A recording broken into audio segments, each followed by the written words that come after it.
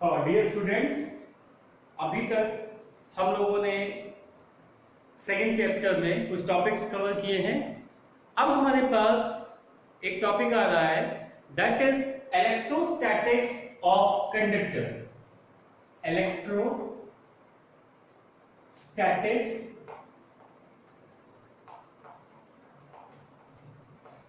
Of conductor. इस topic में हमारे 6 पॉइंट्स दिए हुए हैं एनसीईआरटी में, जिसके बारे में पूछा जाता है।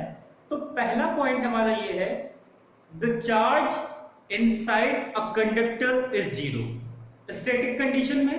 तो ये टॉपिक हम पहले के लेक्चर्स में कवर कर चुके हैं, इसलिए इसको हम दोबारा रिपीट नहीं करेंगे। सेकंड है हमारा इलेक्ट्रिक फील्ड जो होती है, electric field is normal to the surface. ये भी पॉइंट हम डिस्कस कर चुके हैं। तीसरा हमारा जो पॉइंट आता है, that is in the static condition the interior of a conductor can have no excess charge. अगर स्टैटिक कंडीशन होगा तो हमारे पास कोई भी एक्सेस चार्ज नहीं होगा। ये प्रॉपर्टी हमारी थर्ड है एनसीईआरटी के हिसाब से। तो यहां पे देखिए, एक कंडक्टर हम बनाते हैं। ये हमारे पास एक कंडक्टर है और कंडक्टर के अंदर हमने ये पढ़ा कि इलेक्ट्रिक फील्ड हमारी क्या हो जाएगी, जीरो। ठीक है। चार्जेस यहां पे कहां होंगे, चार्जेस हमारे सरफेस पे होंगे। ये चार्ज है,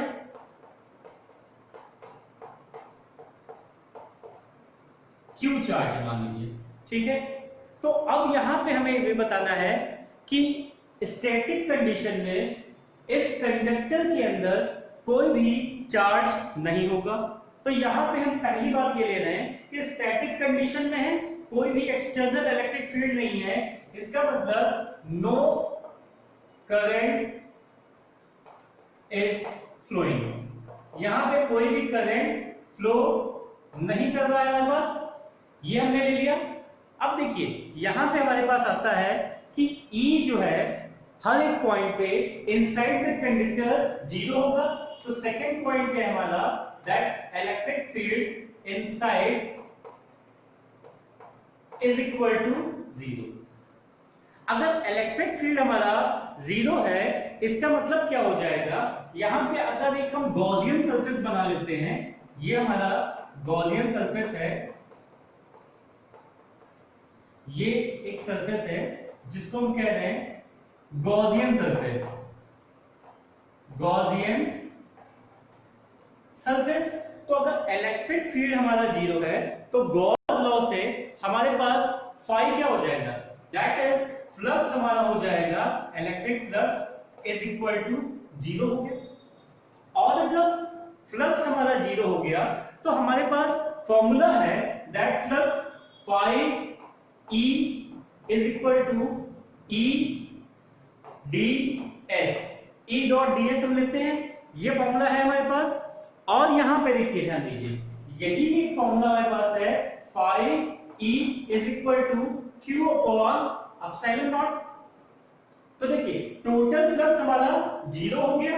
इसका मतलब इस फॉर्मूले में अगर हम वैल्यू पुट करते हैं, zero is equal to Q upon epsilon naught, तो इसका रिजल्ट क्या आ जाएगा हमारे पास, Q is equal to zero. तो स्टैटिक कंडीशन में कोई भी चार्ज हमारा इनसाइड नहीं रहेगा। अगर चार्ज होगा तो वो तुरंत सरफेस पे चला जाएगा। तो ये थर्ड प्रॉपर्टी थी हमारी, जिसके बारे में हम लोगों ने डिस्कस किया। नेक्स्ट प्रॉपर्टी नंबर 4 है।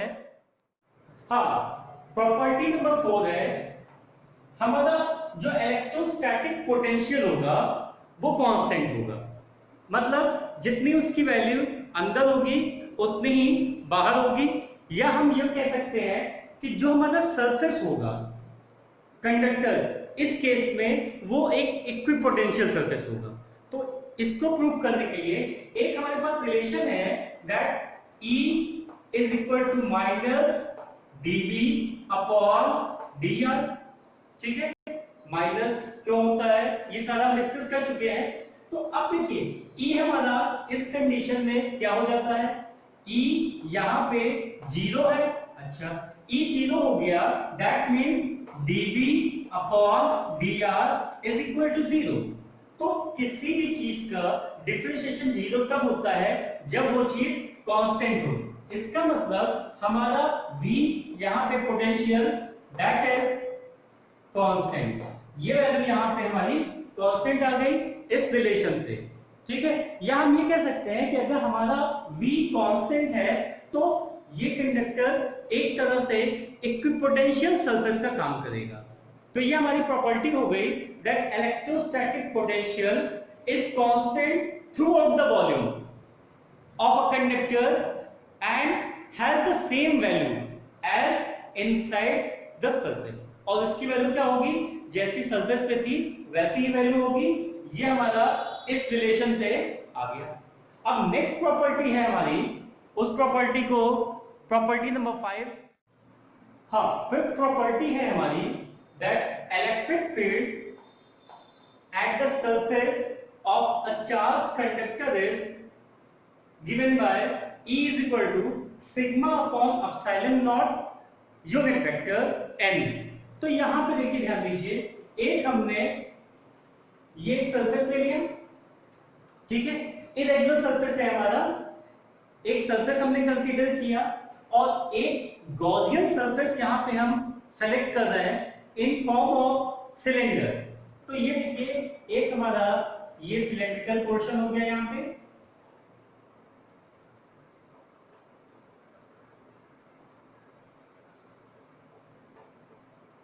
ठीक है, ये हमारा एक गॉसियन सरफेस हो गया यहां पे,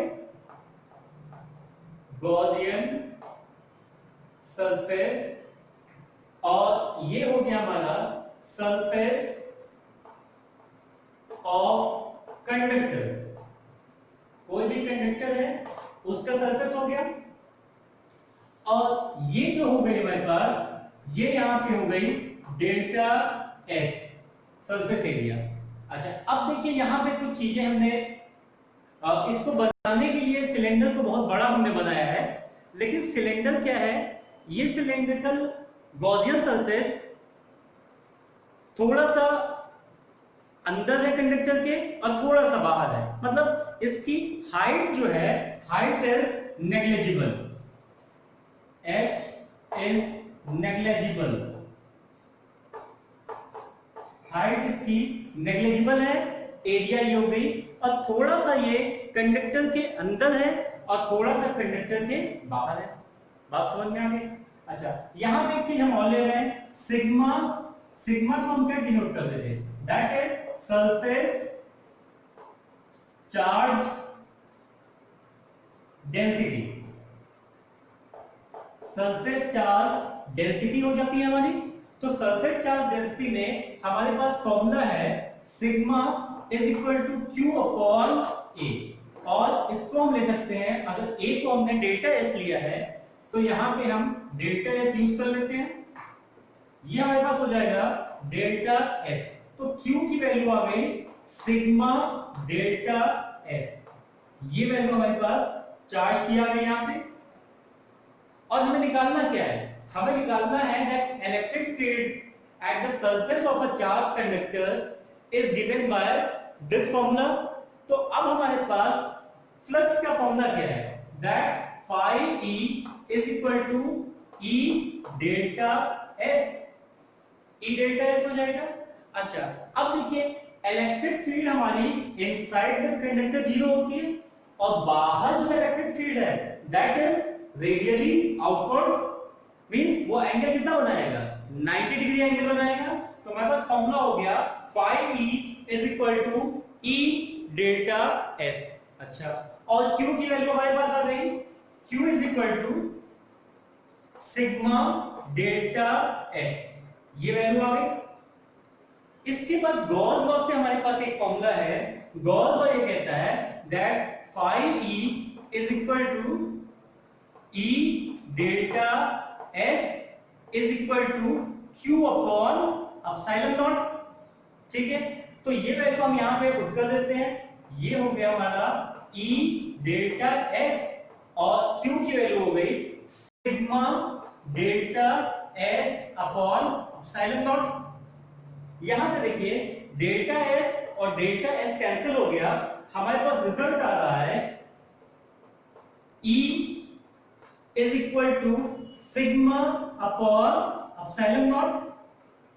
अच्छा, अब यहां पे देखिए एक हमारे पास यूनिट वेक्टर हमें लगाना है, तो यूनिट वेक्टर हम n लगा लेते हैं, और n हमारा क्या है, that is a unit vector pointing radially outward, जो रेडियली आउटवर्ड पॉइंट कर रहा है। तो ये सारी चीजें हमारी हो गई फिफ्थ प्रॉपर्टी के बारे में, that electric field at the surface of a charge conductor is given by this relation.